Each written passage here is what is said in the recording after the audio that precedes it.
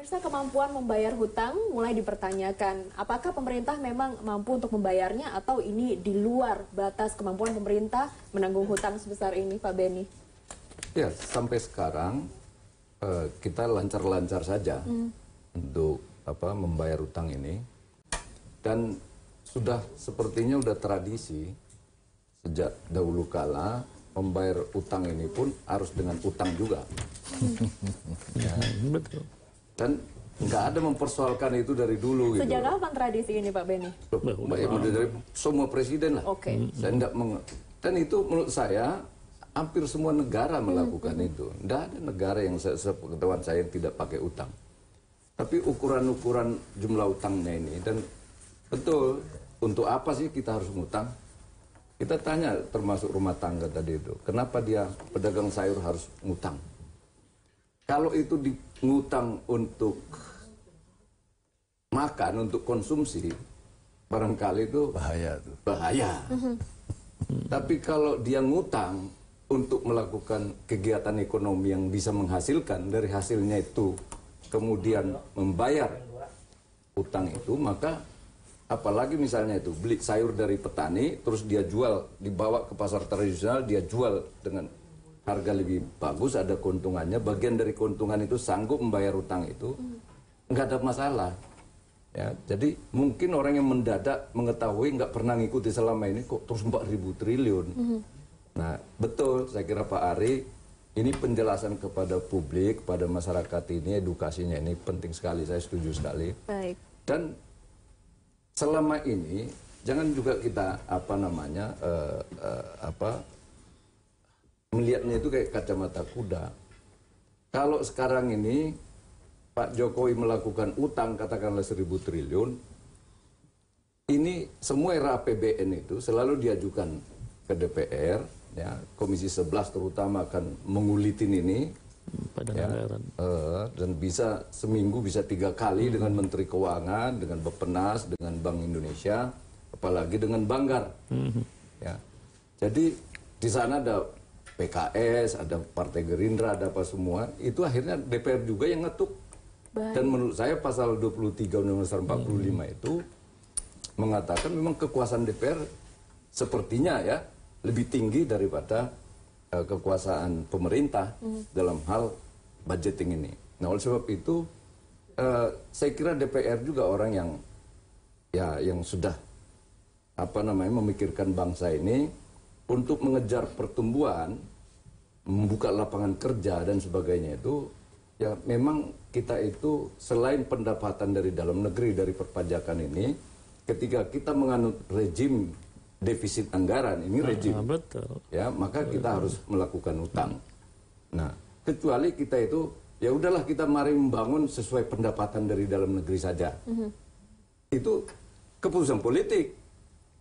Nah, sepanjang kita memutuskan bersama-sama sepakat bahwa ini rejim defisit anggaran, maka yang harus kita jaga adalah ukuran-ukuran bagaimana kita mampu membayar ini. Nah, selama 3 tahun terakhir, contoh 2014 itu belanja infrastruktur itu hanya sekitar 154 triliun. Sekarang ini udah 420 triliun. Hampir 300% ini naiknya. Jadi jangan dibandingkan 58%, 60%, 100%. Dari 154 triliun 2014 melonjak ke 400 triliun itu, saya kira itu peningkatan yang sangat besar. Ya. Dan ini maksud saya bertahap ya. 2 tahun terakhir ini udah 400 triliun untuk infrastruktur lebih. Nah, oleh sebab itu kita juga harus menjaga kepentingan rakyat yang langsung, misalnya pendidikan, kesehatan. Ya, selain tadi itu infrastruktur itu, ini juga harus dijaga bagaimana untuk mengatasi kemiskinan. Sepanjang ini untuk kebutuhan produktif, ya, saya kira memang wajar-wajar saja kita utang. Dan utang luar negeri kita itu sekarang ini barangkali hanya sekitar 25% ya. Lainnya itu adalah dalam negeri. Baik. Ya, dalam rupiah. Itu melalui sun dan apa semua itu, sukuk ya. Sehingga kita itu minjem dari warga kita. Itu artinya kita gotong royong ini. Gotong royong untuk membangun bangsa ini. Dan itu bagus juga kalau kita minjam dari warga kita sendiri dengan pemerintah mengeluarkan surat utang kepada warga sendiri. Baik. Kita harus menjaga jangan sampai kita terlalu banyak utang ke luar negeri. Ya, kalau kita terlalu banyak utang ke luar negeri ini kadang-kadang ada conditionality yang harus kita penuhi, itu membuat berat. Ada saatnya kita nggak mampu bayar utang, itu tahun 98, ya 99, maka yang kita lakukan pada saat itu ketika krisis begitu dalam, ya kebetulan 99 saya udah ketua Banggar di DPR itu, maka yang kita lakukan itu adalah melakukan renegosiasi ya kepada debitur-debitur di luar negeri, dan itu ya kalau kita negosiasinya dengan baik hati ya dengan prospek ekonomi Indonesia ke depannya itu ternyata mau mereschedule ya, baik pokok maupun bunga. Baik. Ya, dan bahkan bunganya pun bisa diturunkan. Baik. Tapi kadang-kadang ya itu mereka menginginkan kondisionalitinya itu yang tidak pro rakyat, ya hanya untuk menjaga kondisi makro kita lebih baik. Nah ini yang saya harus ingatkan juga bagi kementerian, terutama Kementerian Keuangan, kalau terlalu ketat pengeluaran ini kepada rakyat, juga Bank Indonesia, perbankan kita OJK, kalau terlalu ketat pengeluaran kepada rakyat, ini sepertinya orang melihatnya kok agak neolib ini.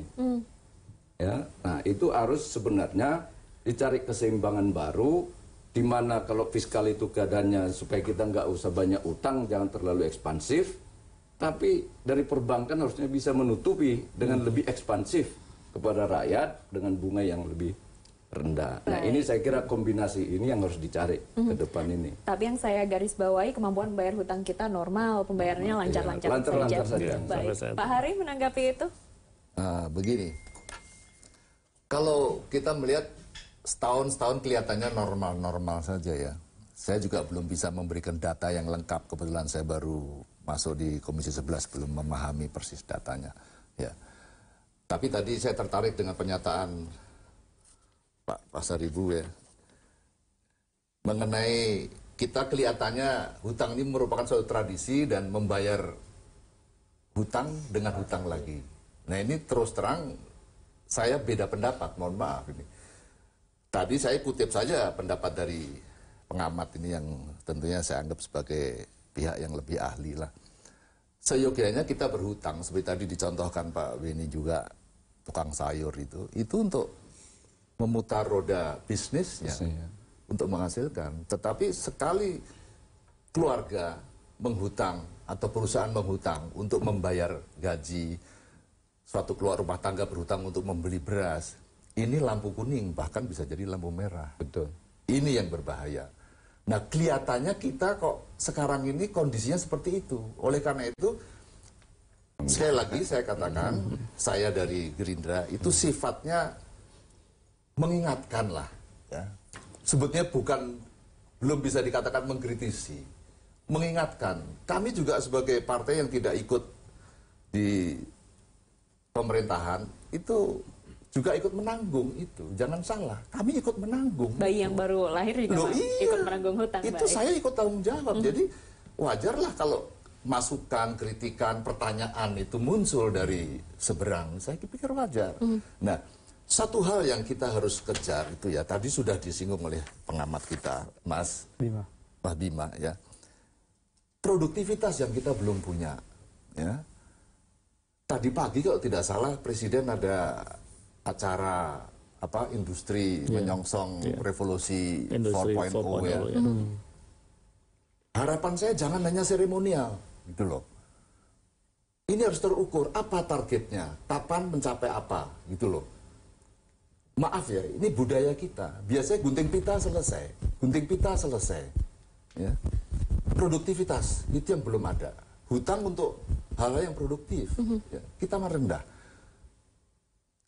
Kemampuan bayar hutang ini akan bisa dicapai secara signifikan ya. Kita melakukan lompatan besar ya, quantum leap kalau di Cina dulu, itu hanya dengan industri. Kalau sektor agraris, sumber daya alam nggak bisa, kecuali kita bisa hilirisasi, itu pun berarti sektor industri. Tapi akhir-akhir ini banyak pengamat mengatakan kita mengalami deindustrialisasi. Ada apa ini? Ya, dari situ kita menjadi, maaf ya, agak pesimis lagi kemampuan bayar hutang kita bisa membaik. Baik. Kita juga masih belum kaya dengan inovasi. Inovasi itu masalah budaya. Bagaimana kita menciptakan masyarakat itu eager untuk berinovasi. Ya. Generasi milenial itu harus dikondisikan. Sekarang kita harus apresiasi pemerintah ada badan ekonomi kreatif. Itu juga harus, tapi semuanya harus terukur. Nah, ini yang kami tuntut, tolong dibuat skenario yang terkuantifikasi lah. Baik. Ya, jangan hanya kualitatif saja. Nanti jangan dibilang PHP, pemberian harapan Skenarionya kosong. kita lanjutkan usai Ya, jeda. oke. Pemirsa tetaplah bersama kami di Saling Silang kembali saat lagi. Karena musik baru.